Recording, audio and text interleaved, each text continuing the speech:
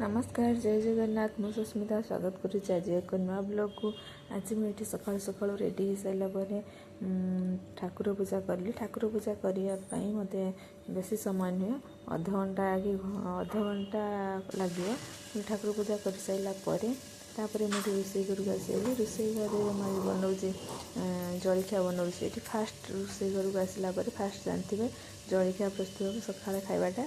सकाल खाइबार मुझे बनाऊे इडली सांग को आउ मटर तरकारी। मुझे जल्दी जल्दी इडली पूर्व दिन तो सब बटा हो रही है। इडली आण खाली इडली बसई देकी मटर तरकारी करदेली।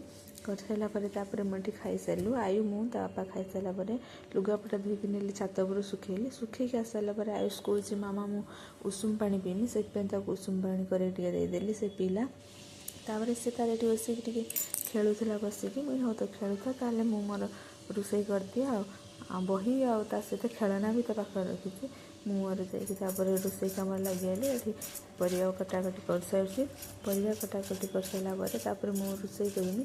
आज मोर रोषे कर बंधाकोबी को भाजबार खाली आउ ता सांगरे फुलकोबी की आलू पकई झोल कर फुलकोबी आलू झोल आ सांगरे बंधाकोबी भजा आउ किसी चिप्स बनईदेलु। खाइलु आयुष मु ता बापा रोचे। जय जगन्नाथ नमस्कार।